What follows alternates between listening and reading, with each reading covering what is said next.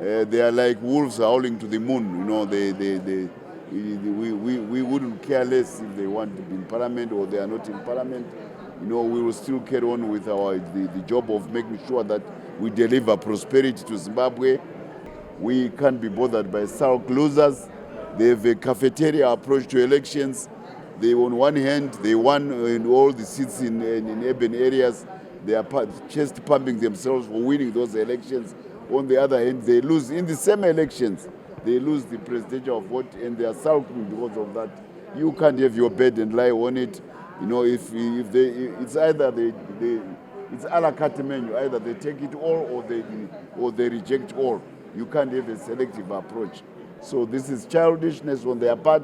I'm sure that if they persist with this attitude, come 2018, they will be out of parliament because people of Zimbabwe are sick and tired of boycott politics.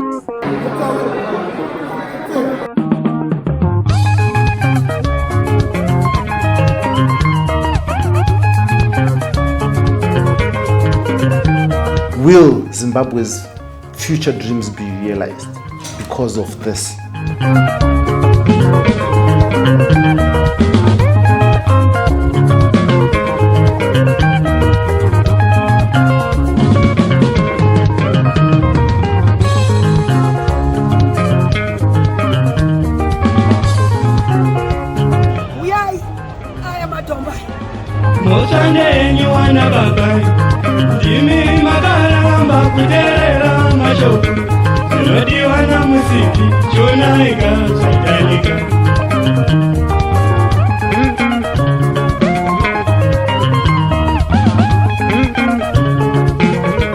Go to the supermarket, people are struggling, people are crying, women are being raped by prices in supermarkets.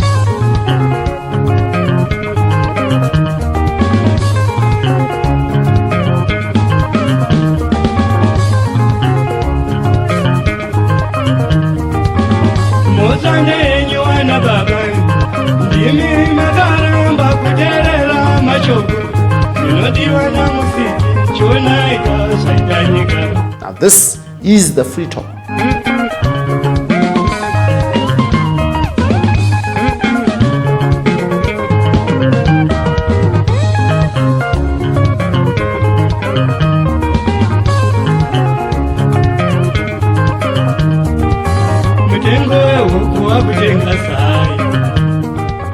President Emerson Dambudzo Mnangagwa, using the Temporal Presidential Powers Act, introduced a law that in some way killed the sovereign fund and created the Mutapa investment fund.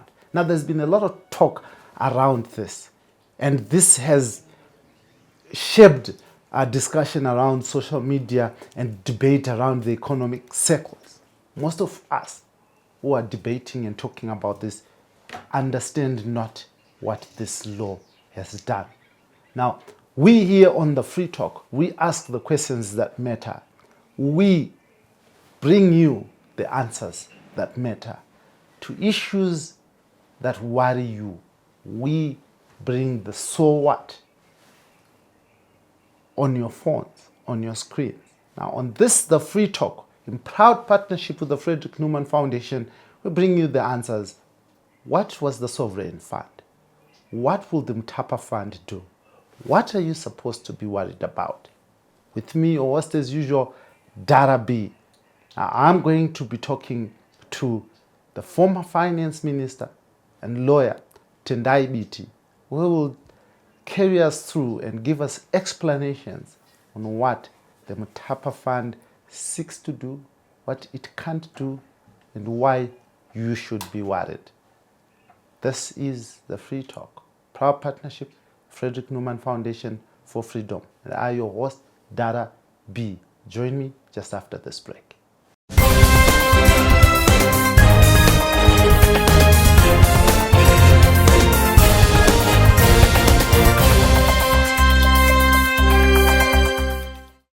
We are just going to be understanding what has been happening in the economic front in Zimbabwe. Now, There's been a lot of talk about the Sovereign Wealth Fund, which has been converted to the Mutapa Fund, what it means. Explanations have been thrown left, right, and center. But this week, on this, the Free Talk, we're sitting down with the former finance minister, a financial guru, and lawyer, Tendai Biti, to understand what this really means to Zimbabweans, the economy, and the people. Thank you very much for joining me, Honorable Biti. Good morning, Dara. Beautiful. Now let's just maybe start as a way of explanation what the Sovereign Wealth Fund was and what it has morphed into, just by way of explanation. So, a sovereign wealth fund is a developmental instrument.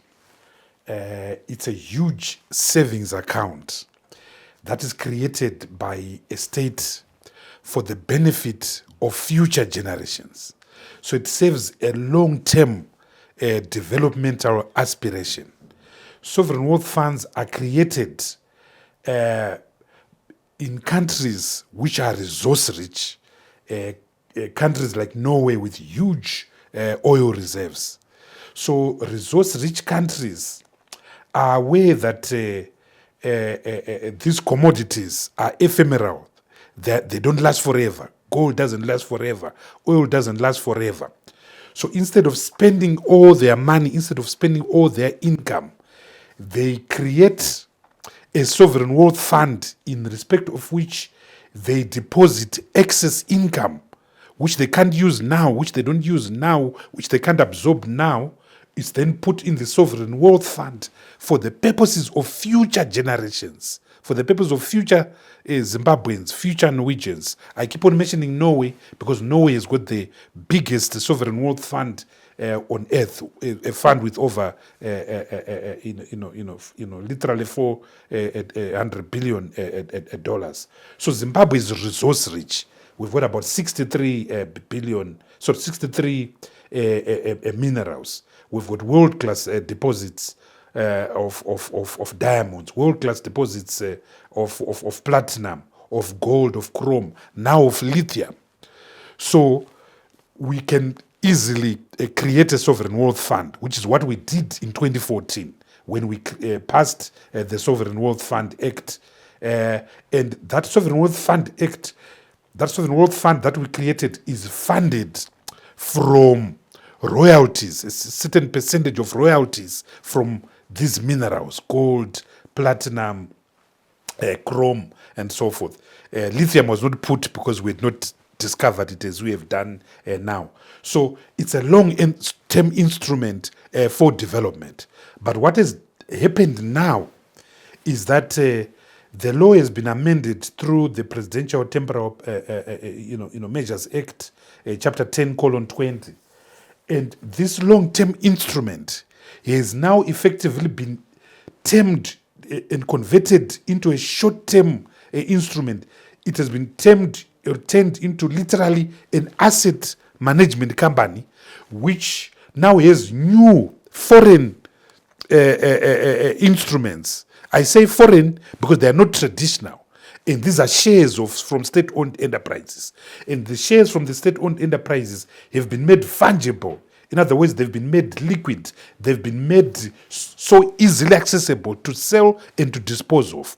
So a long-term developmental instrument, a long-term savings fund has now been converted into a short-term vehicle for quick disposal of assets. And so the first point is that they could have created this short-term asset management company without disturbing the developmental aspiration of a sovereign wealth fund, which is not questionable in development economics. That's the first tragedy of this move. Now you say that, well, let's talk about the developmental aspect. Do you think that the Mutapa Fund will not be able to save that long-term developmental fund? Absolutely not. The way the law has now been altered, its core business is now to concentrate on disposal of these assets. This is why its chief executive officer is now named chief investment officer. The intention is now to dispose of the shares from the 20 owned state-owned enterprises that have been placed in the fourth schedule of that statutory instrument, SI 156 of 2023. So the long-term developmental aspect is gone, is gone. And if people had the best interests of Zimbabweans, particularly Zimbabweans in future, they could have created this short-term instrument without disturbing the noble aspiration in the Sovereign Wealth Fund. But you, Honorable Biti, let us talk about how the fund has been defended. Permanent Secretary for Finance George Guamatanga speaks about making this fund, competitive and able to make swift decisions without the scrutiny or without the delays, the bureaucracy rather that is involving Parliament. Yeah. So let me deal with the law first. In Section 134 of the Constitution of Zimbabwe, the Constitution is very clear. Only Parliament can make laws. However, Parliament can delegate some regulatory powers to ministers. Ministers make regulations. That's why ministers make statutory instruments. Parliament can also delegate power to the president to make some regulations. That's common, that's normal. However, Parliament is very careful. The Constitution is very careful.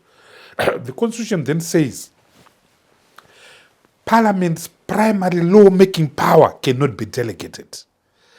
Parliament's primary law-making power, plenary power, cannot be, delegated.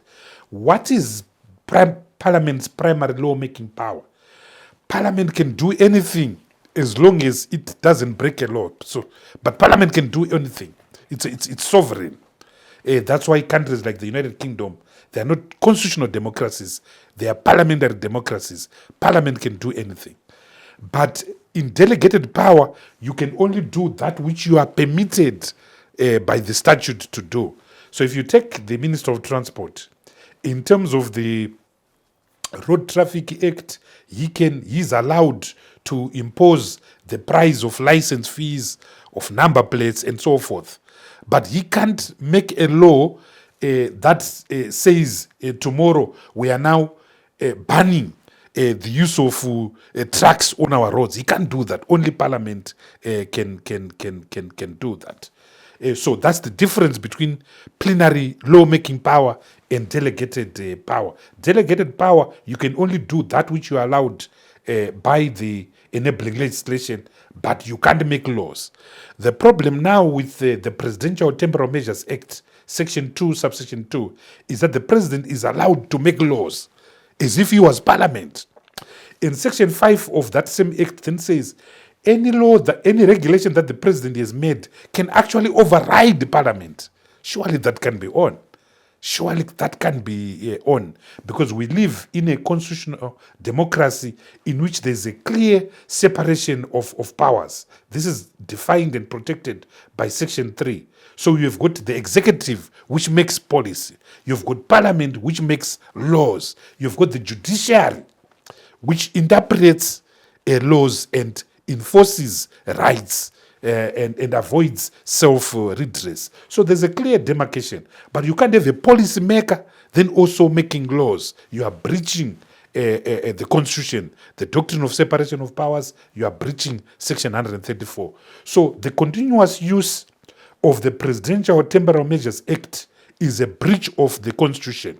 This new practice of running the country by presidential decrees is avoiding Parliament, which is unconstitutional. So that's the first challenge that this statutory instrument has. It's a presidential decree made outside Parliament, when Parliament has got the sovereign authority of making laws, just like the executive has got the sovereign authority of generating policies.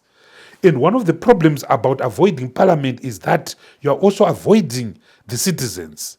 Because Section 141 of the Constitution says any law to be made by parliament, it must be subjected to the interface by members of the public, which is why you see parliamentary portfolio committees going out with any relevant act in the countrysides, in communities, consulting, because the citizens have got a right and an input in any legislation that is being made. The regrettable thing about these presidential decrees is that you are now exercising, you are now taking out members of the public from participating in lawmaking. Yet the Constitution gives them power to have a say in the law that is making.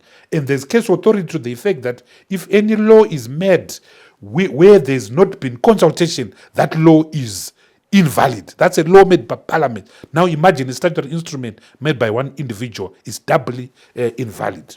So that's on the Constitution. This decree is unconstitutional. Now, there are safeguards now. The president can't just wake up and pass a statutory instrument in terms of Section 2 of the Presidential Powers Temporal Measures Act, Chapter 10:20. What the law says is that this is a law to allow the president to make regulations when an emergency is arisen. And three things must be satisfied. Number one, that there is an emergency which can't wait for tomorrow. Number two, that something has to be done, a law has to be made which is in the interest of the country's defense, the country's security, the country's health. So if we've got a pandemic, for instance, the president can make a law, a regulation in terms of the Presidential Temporal Measures Act, or if it's in the economic interest of the country. Third, there is no other law that can cater for the situation. In other words, there's a vacuum. So there's agency, there's expediency, there's national interest, and there's a vacuum, a legal vacuum. Now, if you apply these three tests now to SI 156, the Mutapa decree, as I will call it for a lack of a better term, those three requirements are not met. What is the Mutapa decree doing? The Mutapa decree is basically transferring shares of 20 state-owned enterprises into a new vehicle now known as the Mutapa fund. Number one, is that urgent? No, it can't be urgent. An urgent situation is a life and death situation, something that can't wait for tomorrow. That's how court judgments define urgency. This can wait tomorrow. This is a long-term thing. Remember, the government of Zimbabwe has been trying to privatize these parastatals for a long time. Particularly these parastatals, National Railways of Zimbabwe, Zimbabwe Industrial Development Corporation, the POSP, Net1, Tel1, and so forth. So there is no agency. The second test is it in the national interest? And I submit that it's not in the national interest to convert a sovereign wealth fund into an asset management company. Number two, I submit that it's not in the national interest to create a legal instrument that bypasses the regulatory regime of Zimbabwe.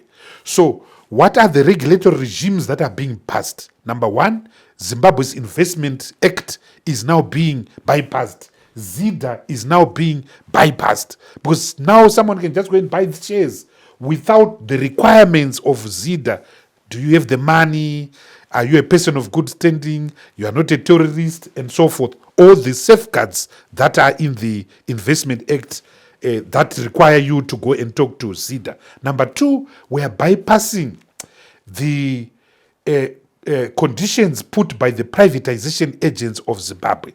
There is a body in Zimbabwe called the Privatization Agents of Zimbabwe that has come up with guidelines around transparency, around openness, around due diligence, around evaluation of these assets, because you can't just sell something without evaluation, without due diligence. Those guidelines now are now being passed. Number 3 is exchange control oversight. The Reserve Bank has got oversight over these transactions. The Mutapa Fund bypasses that. In fact, the new Section 20A, capital letter A, of the Sovereign Wealth Fund imposed by SI 156, this decree, actually says no authority, it's not going to be necessary to seek the Reserve Bank permission to transmit any resources, any dividend, any money from Zimbabwe. There are other regulatory bodies that are critical. The Reserve Bank, if it's a banking transaction, Potras, IPEC, if it's an insurance asset, all these regulatory players have now been brought out of play. But the biggest regulator that has been brought out of play is actually Parliament. But these are public assets.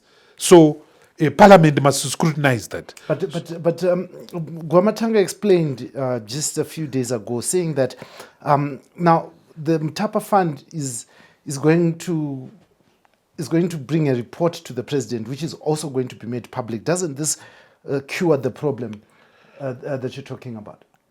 I'm a lawyer. I talk about the law. The law is very clear that any procurement in Zimbabwe must be subject to public accountability. This is Section 314 of the Constitution of Zimbabwe.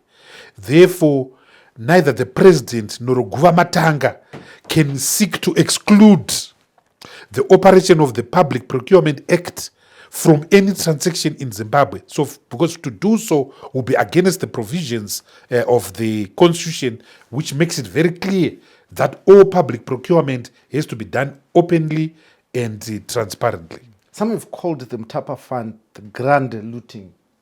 Do you agree with that? And why? It's an understatement. Number one, you are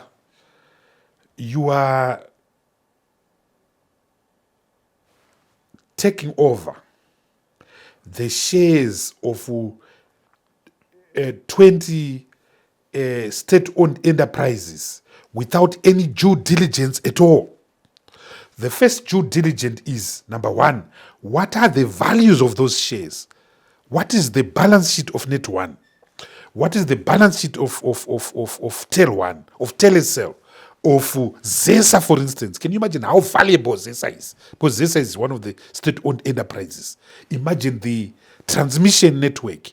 Imagine the power generation infrastructure of ZESA. Imagine the base stations of Net One. Imagine the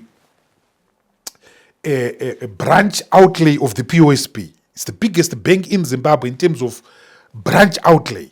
Every growth point has got a POSP. Every township has got a POSP. Every high density suburb has got a post office. Now you just take out that infrastructure. Remember, Dara Blessed, Zimbabwe or Rhodesia was actually a state capitalist country. The Rhodesian economy was run through state capitalism. So in a very ironic way, it was more socialist than many of the socialist countries it hated, because its economies was run through state-owned enterprise, the parastate house, the grain marketing board, the dairy marketing board, everything was run through parastate house. About 102 of them that were contributing 60% of the country's GDP. 60% of the country's GDP. So what you have effectively done now is to privatize that economy, which is why those who are saying this is a grand east are correct, because it's being done without the transparency, without due diligence. How do you mix in one pot the shares of a broke organization like Zimbabwe, a broke organization like the Cold Storage Commission, like National Railways of Zimbabwe, with the blue chip assets like ZESA, like Net1, like Tel1, like the Industrial Corporation of Zimbabwe. It doesn't make sense. And when you sell, what are you selling? Are you selling a unit share of the Mutapa fund, or these shares are going to be kept separately in that book? These are the hard questions that are not answered by that statutory instrument. So in other words, you have created a pond of mud, a pool of mud. And where you have got mud, only catfish survive there. Only dishonest people survive there. In a situation where you needed the most utmost due diligence, the most utmost, transparency. Are you saying that the Mutapa fund is a fund that will allow the growth of corruption and maybe illicit financial flows? Yes, it doesn't. There's absolutely no safeguard there. There's absolutely no safeguard there. You are simply by stroke of pen amalgamating and creating this huge, impossible, salad, a salad that is so contradictory. You've got private companies that have been put there. There's a company called Delco. It's the first company. I'd never heard of it. Then you have got Kuvimba, private limited. I know about Kuvimba, but it's opaque. We don't know how many shares the government has. We don't know how it was created. We don't know what assets it has, but we see it if being flaunted around. Then we know of state-owned private companies that were created transparently. One of them is the GMB silo. It's there, it's open, it's transparent. Then we have got parastatals that were created by acts of parliament, the National Railways of Zimbabwe, the ZESA. How do you and Air Zimbabwe? How do you just take those without, in fact, dealing with the mother act that created them? So it's a contradictory, extractive instrument, which I hope when Parliament opens, they can object to it. Privatization should be done on a case-by-case basis, managed by the line ministries. Now the line ministries are now all excluded. Now the line ministries are now just innocent bystanders. The statutory instrument says within days from the date of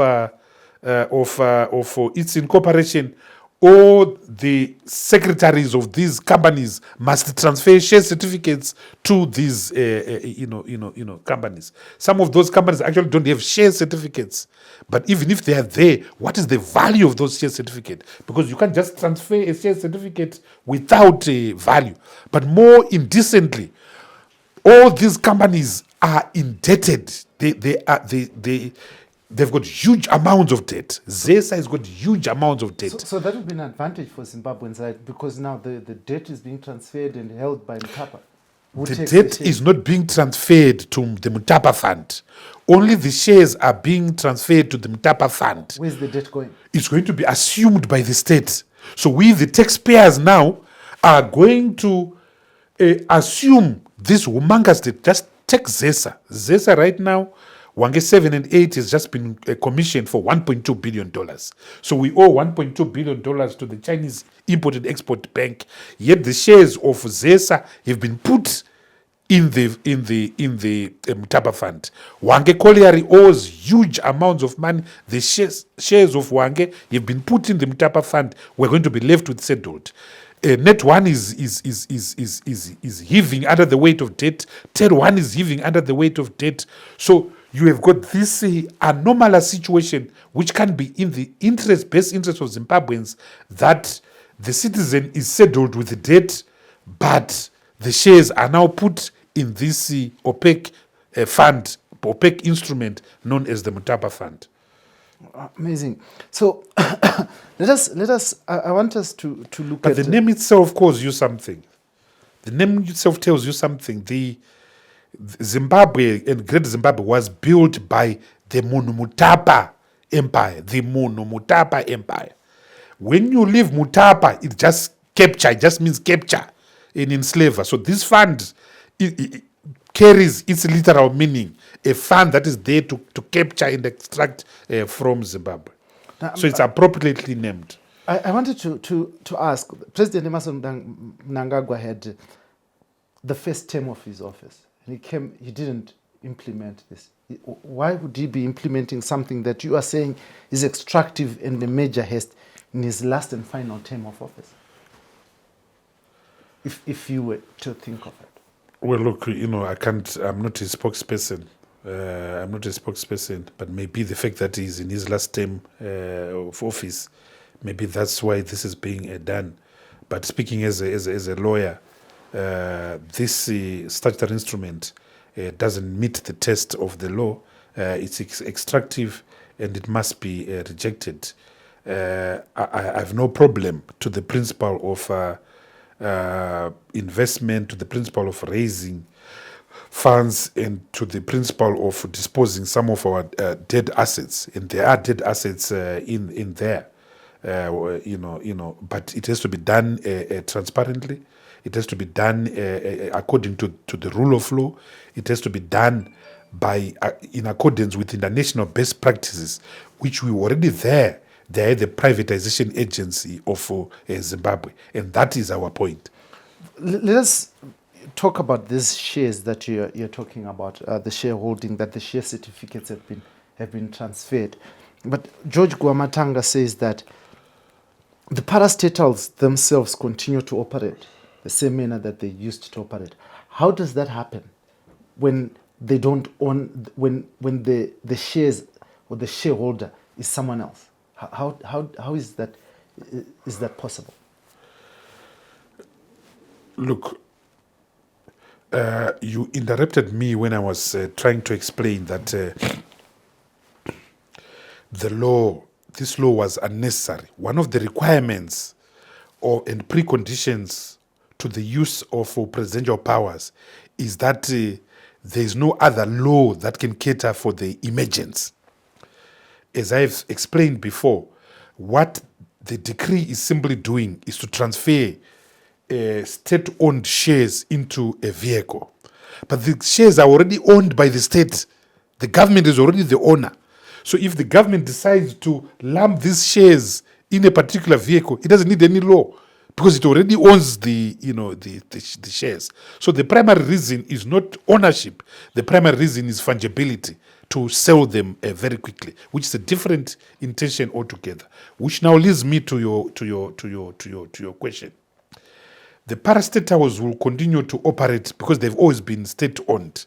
What has simply changed here is where the shares are now being housed. The shares are now being housed through this new entity called the Mutapa Fund. Where Guamatanga misses the point, Guamatanga's argument is that the state-owned enterprises, whether ZESA, whether Tel1, whether Net1, the Public Procurement Act continues to apply. That's correct. But where we really want the Public Procurement Act to apply is the Mutapa Fund itself, because we want to know who is going to buy those shares and at what value, and does that value accord with the true value of the asset.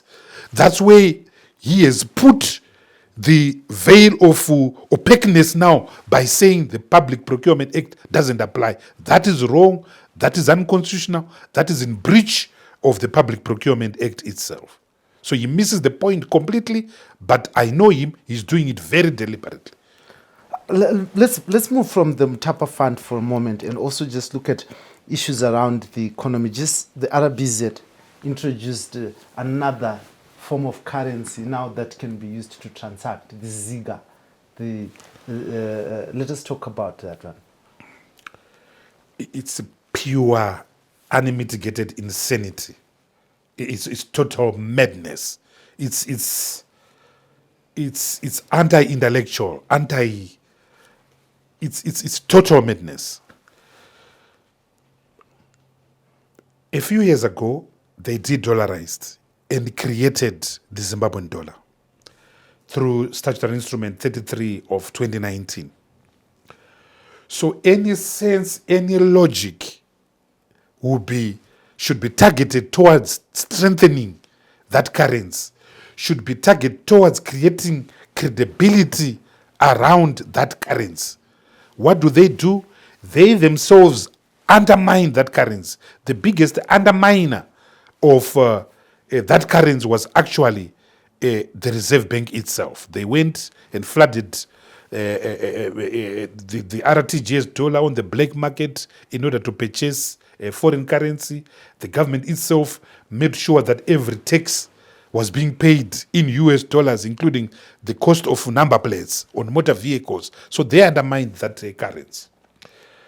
How do you strengthen a currency in basic economics? You strengthen a currency by two things. Number one, political confidence. That's missing in this country. But a currency is a function of confidence. It's a currency of the social contract.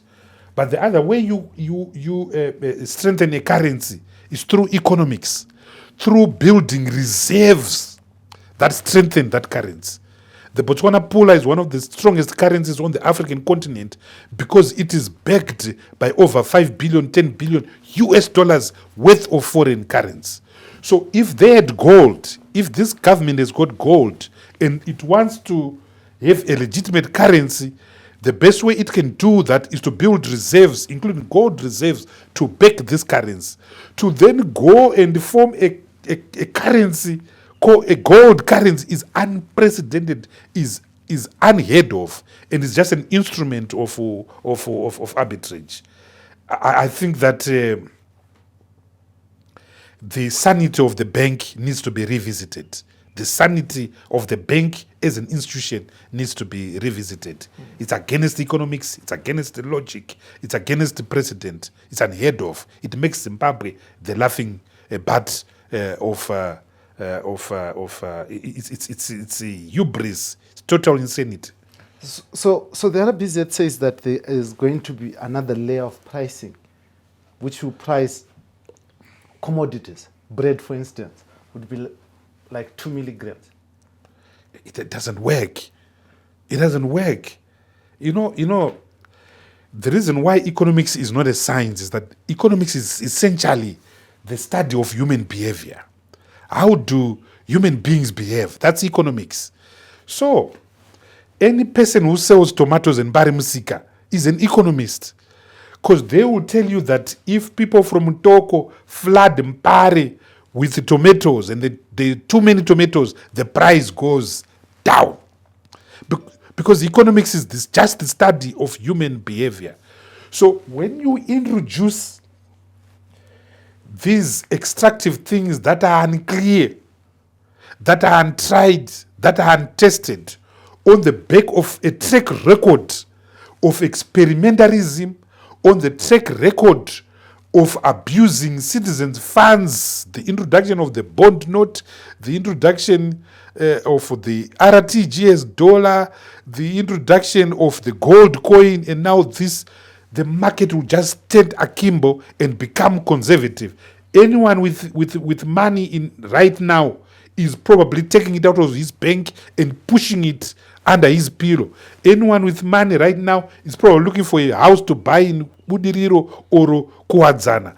Any business person right now who is looking at investing in Zimbabwe is running away with the speed of a Usain Bolt. You will not touch Zimbabwe because of these totally insane matrices. Kaput, KAPUT, total madness. But you say people are running away. The government has said something different. President Emmerson Mnangagwa was just yesterday, on Tuesday rather, hosting business people from the United Kingdom.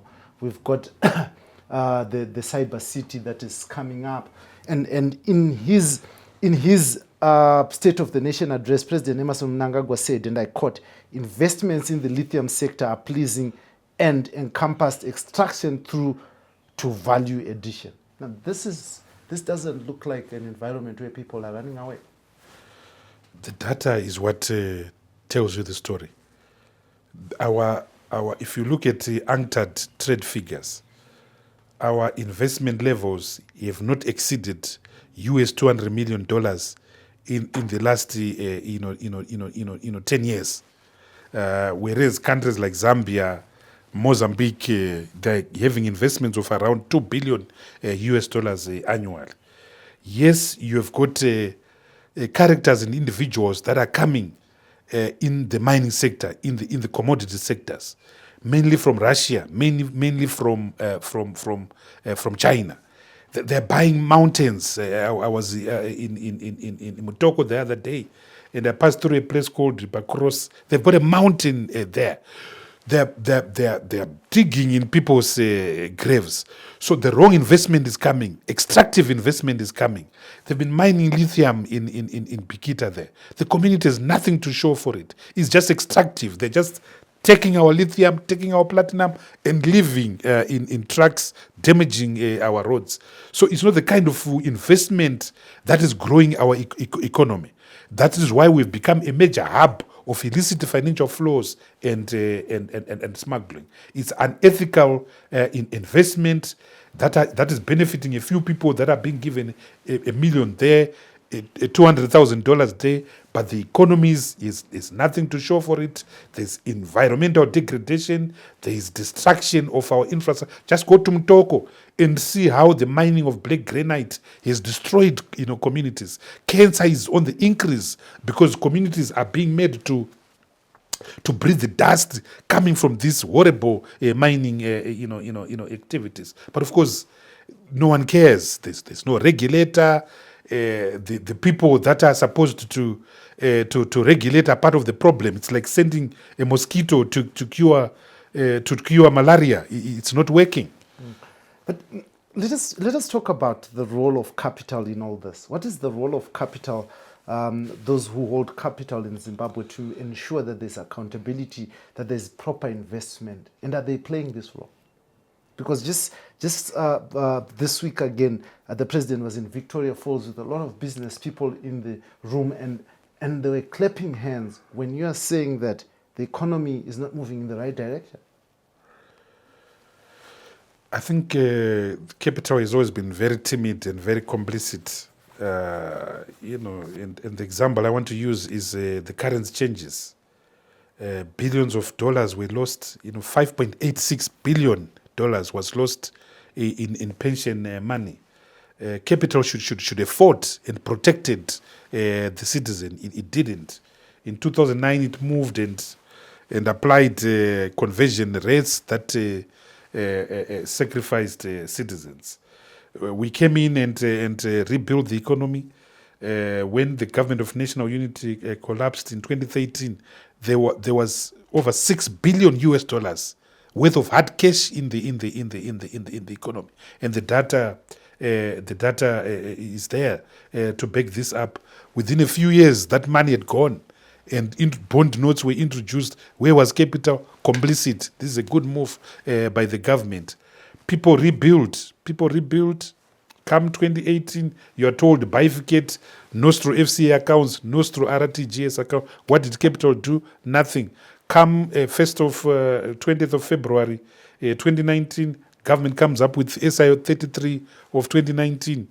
All the money in the economy is converted into RTGS dollars.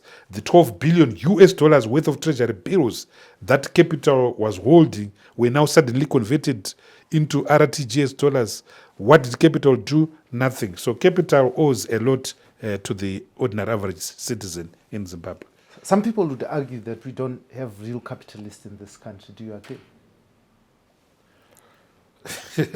Yes, I agree. Yes, I agree. What is a capitalist? A capitalist is an organization, an individual that creates a value through the application of labor. That creates value. So if you look at our economy, we have hardly created value since independence. There's not been any new businesses. There's been recycling of the same small shrinking capital base. In fact, there's been devaluation of the areas that have grown. The areas that have grown are not capitalism. So when you open a garage, a fuel station, you're not a capitalist. When you open a chicken inn, you're not a capitalist. You're not a capitalist. A capitalist is a factory. A capitalist is value addition. A capitalist is digitization. So yeah, we have a challenge. And I think one of the things that is so key is to create real capital. Through startups, through local investment and so forth. Unfortunately we've not been able to do that. There's been debate around the concerns raised by one of the biggest retailers in this country, Zimbabwe, and its directors, and that small tuck shops it's death. Supermarkets are going to be forced to close down in Zimbabwe, and we have seen quite a number that have already closed and failed to survive. But the permanent secretary of in the Ministry of Finance have called those who said this from lazy and should be fired. Do you think there's justice in what he said? I think there's a lot of hubris from George Guamatanga. And I tweeted yesterday that the problem, Lord Acton once said that absolute power corrupts absolutely. I beg to differ. I think he was wrong. What actually corrupts absolutely is the illusion of power. So George actually thinks he's got power, and that's what corrupts him. So which is why you find the most extreme forms of abuse are actually in the most poorest of states. The most forms of abuse by presidents, the Mobutu Sese Sekos, are actually also the poorest countries because they've got the illusion of power. They are strong inside but weak outside. George Guamatanga is strong inside but weak outside. This is a weak, small economy. There's a challenge of cheap imports being dumped in the country. There's a challenge of our borders being so porous. You all know about the Malaysians. There's nothing that they can't bring into this country except a vehicle. But anything else, they'll bring hundreds and thousands of buses cross the Bight Bridge, every year. So naturally, the competing terms are uneven and unequal between a spaza shop in the Resende Street and Bazaars or Bonmache, because these are bringing the same product without a payment of duties and so forth. To then say, but South African economy has got spazas. Yes, it's true. There are spazas in South Africa. And in fact, the spazas in South Africa contribute 5% of South Africa's GDP. But it's a different operating environment. They buy their commodities from the same brands, tiger brands that Checkers is buying from, that Pick and Pay is buying, that the Game is buying, that Macro is buying. They don't have porous borders. So it's a completely different operating environment. So if there's anyone who needs to be fired, it's not the poor chief executive office of Delta, but George Guamatanga himself. But look, I want to reconcile this. The president, in his State of the Nation address, speaks about a rebound in the manufacturing sector. He speaks of capacity utilization exceeding 66% from in 2022, from 47% in 2020. And he says that I want to quote verbatim, open quote, the implementation of the local content strategy has seen the introduction of new products that are critical in the agriculture, mining, and transport sectors, among others. Now, with this growth, why would OK be crying? Because this shows that there's manufacturing that's happening internally, and restocking should be easier, especially, and competitive for OK, especially with the fact that they get cheap foreign currency on the auction floor, and also that they can also transact in the local currency by buying from local producers. Look, the data doesn't lie. The data doesn't lie. If you look at our current account, our current account, our imports are huge. We are basically a huge supermarket for South Africa. The basic commodities that are critical, we don't make them here. We don't produce enough milk to feed our country. We don't produce enough milk to feed our country. So we have to import milk powder from South Africa. We don't produce cooking fat in this country. We don't make enough soya beans to actually feed in our country. We are actually importing maize meal, despite a claimed bamba harvest in respect of the 2022-2023 agricultural season. We're actually importing a maize meal. Our agriculture is compound based. It's based on fertilizers. We can't make ammonium nitrate in Zimbabwe. There will be a shortage of fertilizers again this year.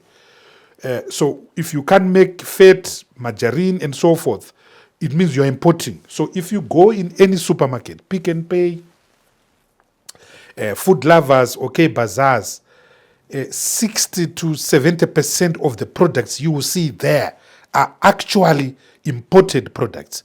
Even the local products, just go to cordials. You can hardly find mazoe on the shelves. It has disappeared because of a foreign currency issue. So the supermarket doesn't lie.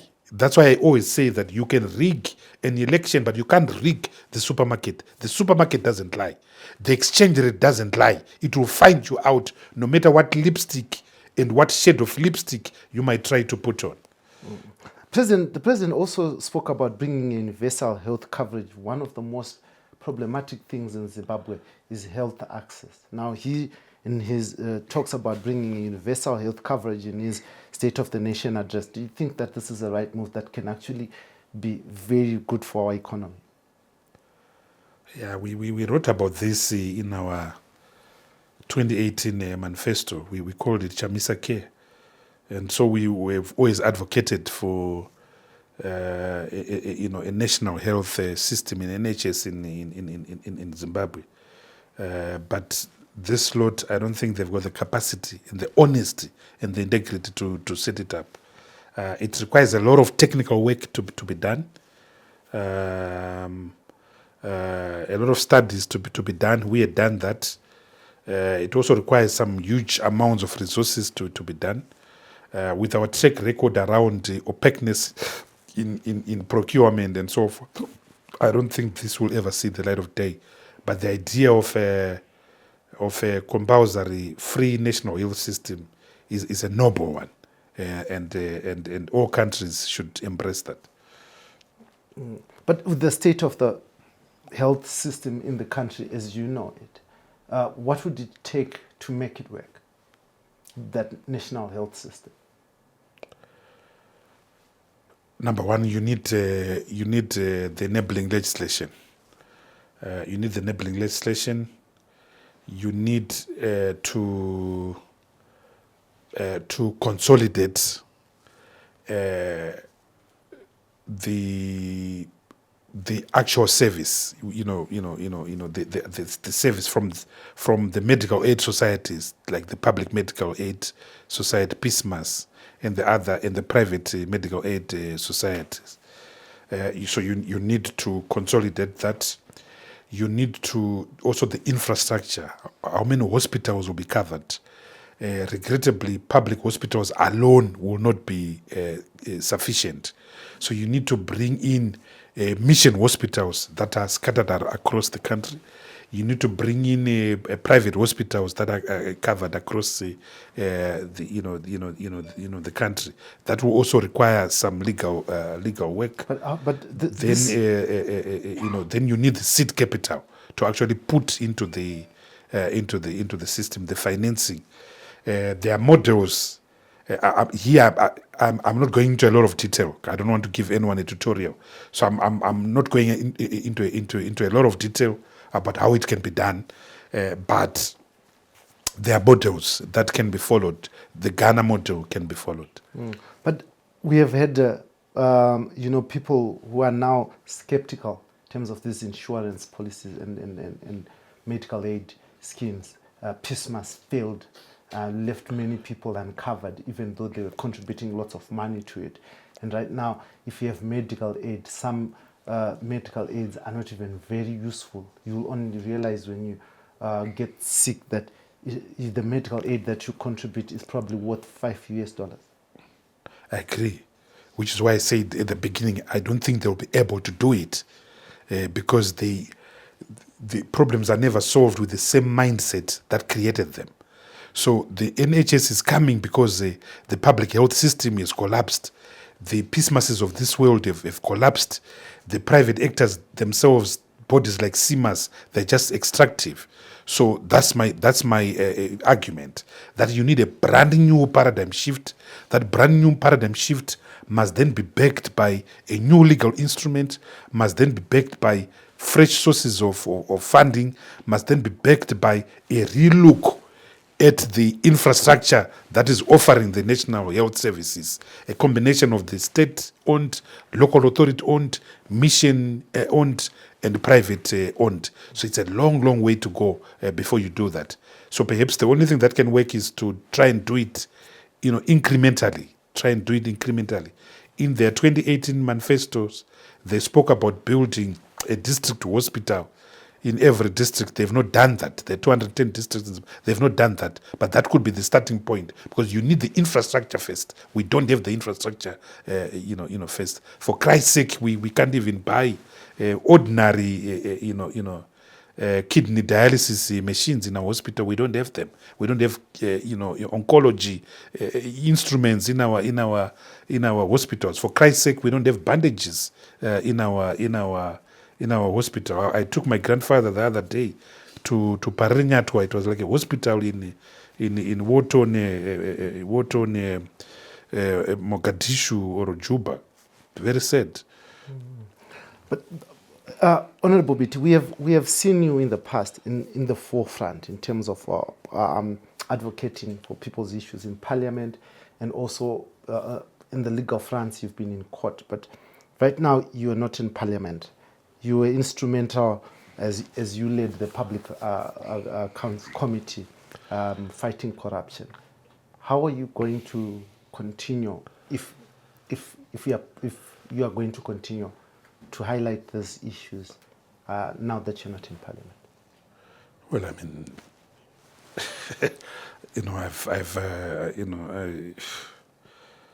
I'm a lawyer. I'm a lawyer, and law can be an instrument of social justice. So I'll continue doing what I've been doing. I write books. I'm going to write books. So the closure of one door is the opening of many new other doors. So that's not a big issue. Tendai Biti is alive and kicking, and I will be alive and kicking. That's why I'm talking to you right now, speaking on these technical issues that not many can speak about. Yeah, but do you feel somehow let down that you're not in Parliament? Are you concerned? I don't want to, but that's a debate for another day. I'm happy with my life. There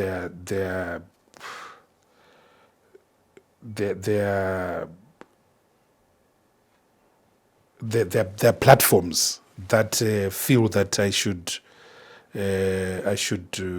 be doing more. There are platforms that think I'm useful, and sometimes a prophet is not recognized in his own country. So the future is a blank check. The future is a blank check. Now, the reason why I asked this is I want us to talk about the way forward for Zimbabwe.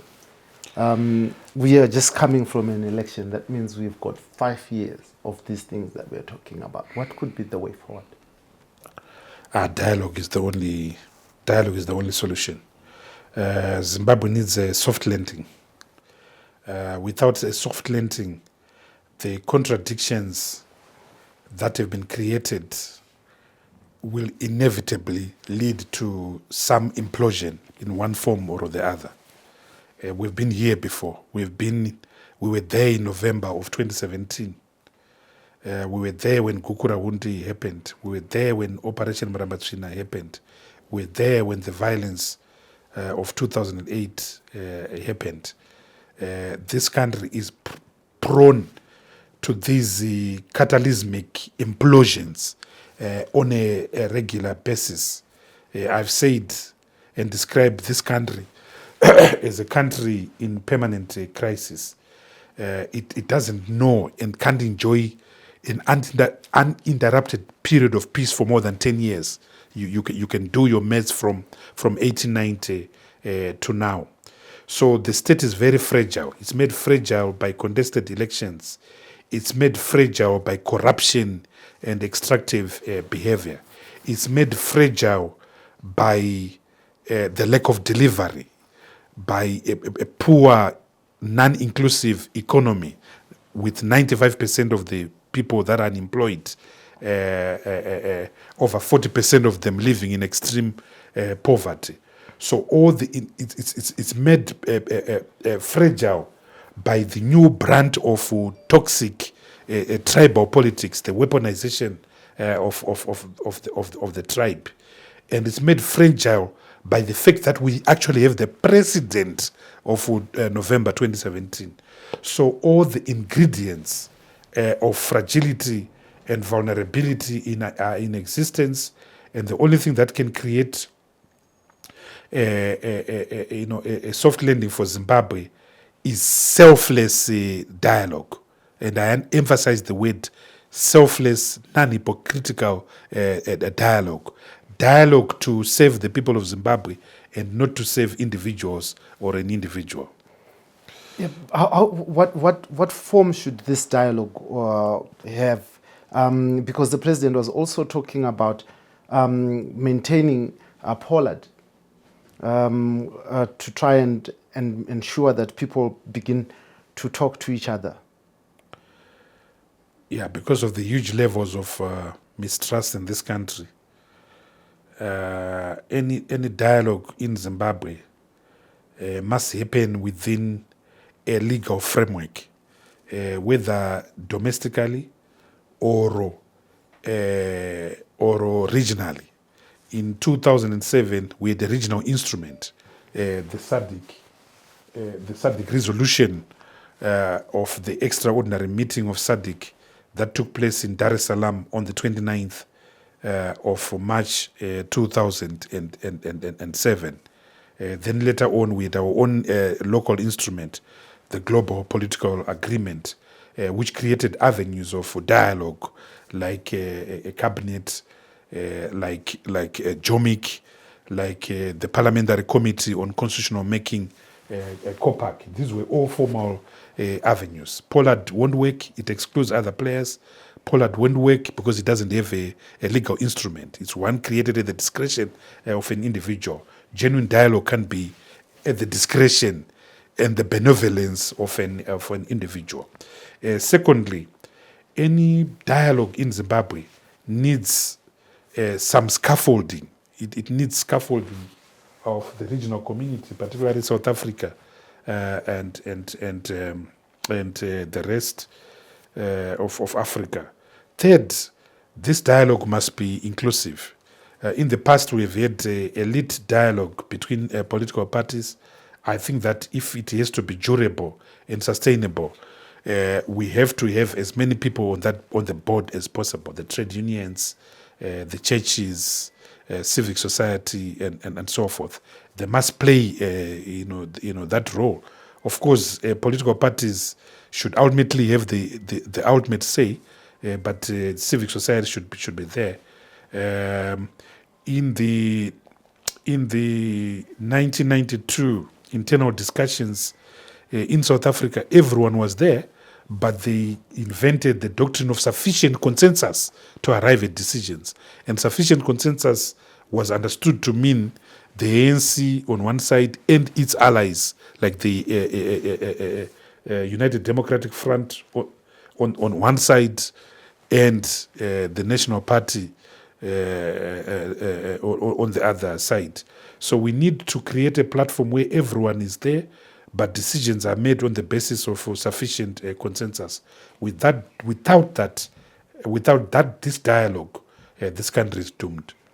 But the talk of dialogue, Honorable Biti, comes at a time where SADC has said that these elections were not free and fair, and did not meet the standards of SADC itself. And there's been serious pushback.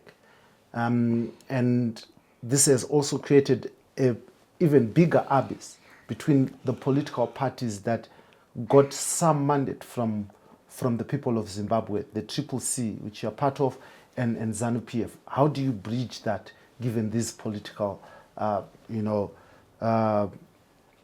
these political differences?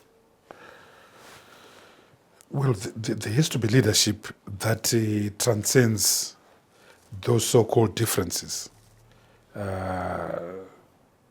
If people put Zimbabwe first, it shouldn't be a problem to transcend those prima facie differences. When I started negotiating on behalf of the MDC in 2007, 2009, we couldn't talk to each other. I couldn't talk to Chinamasa. Our first meeting at a hotel in Santon on the 18th of June, 2007, we almost threw water bottles at each other. But with leadership, we transcended that and eventually executed the global political agreement on the 15th of September, 2008. So leadership is very important. Patience is very important. Strategic acumen is very, very important. Craft competence is very important.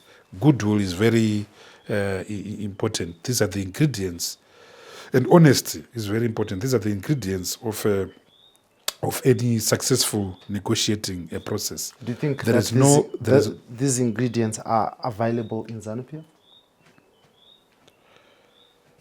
They're there. What might be missing is the political will. But there are people in ZANU-PF that see the bigger picture. They definitely. And so, if there was political will, dialogue could happen very easily, which could create a soft landing for Zimbabwe. What the Zimbabweans can't afford is another 5 years of tottering, of dithering, of lackadaisicness, of indifference, of mediocrity, of contradictions, of extractiveness, of toxicity, of violence, which is what we've experienced in the last 5 years. We can't reproduce 2018 to 2023 for 2023 to 2028. It will kill a lot of people. It will increase fatalism. It will increase the massive immigration of Zimbabweans to the diaspora. It's already happening as I'm talking to you right now. Do you think that this leadership is available in the CCC? Yes. It's available in ZANU-PF. It's available in civil society. It's available in the trade unions. Definitely. Why can't Florence Darwinga be on the table, president of ZCTU? So the leadership is there. So what is stopping the CCC and ZANU-PF coming together for the benefit of the people if this leadership is available? I keep on saying that leadership must transcend prima facie differences, but dialogue is important. Dialogue is absolutely important. Because President Emerson Mnangagwa in his SONA, he says this August House should ensure that the law is an instrument for development. Further, Parliament is encouraged to be an institution of peace building, hope, nation development, and the entrenchment of constitutionalism and deepening democratic practices in our country. Now, these are the words that are coming from that show a desire to build, to bring hope and peace and deepen democracy in Zimbabwe. Yeah, I think that was the penultimate paragraph of his statement. He must walk the talk. He must walk the talk. That substitute parliament with President Mnangagwa, then you have Zimbabwe. You must walk the talk. That is a decent passage. Now, maybe in closing, Honorable Biti, what is the way forward for this economy? We have spoken about the Mutapa Fund. We've spoken about the RBZ, poo-pooing on a currency that it purports to be to want to improve. What is the template of getting out of this mess? The first thing, which is so fundamental, is to resolve the politics. The politics is weighing down this country, so that needs to be resolved. It's a precondition. It's a precondition. So the issue of dialogue, the issue of a transitional authority, is very key. It's a very key. There has to be political settlement in this country. The mechanics of the economy are very simple. Very simple. Number one, deal with the exchange rate. Dealing with the exchange rate is very easy. We don't have the conditions that can sustain our own currency. We don't have the conditions for de-dollarization. So let's use the US dollar as a transitional currency. That's number one. Number two, let's remove export surrender requirements. Let's remove export surrender requirements. And by the way, by de-dollarization, I'm not saying that you demonetize the Zimbabwean dollar. The Zimbabwean dollar should be there, but the exchange rate should be liberalized. So you dollarize, but you allow the Zimbabwean dollar to, because you don't want and you don't have the capacity of compensating Zimbabwean dollar balances that are in the system, many of which have been generated by arbitrage and corruption. So you don't want to corrupt. So you don't want to reward the corruptly rich who are sitting on billions and billions and billions of RTGS dollars. So you want to die naturally. Exactly.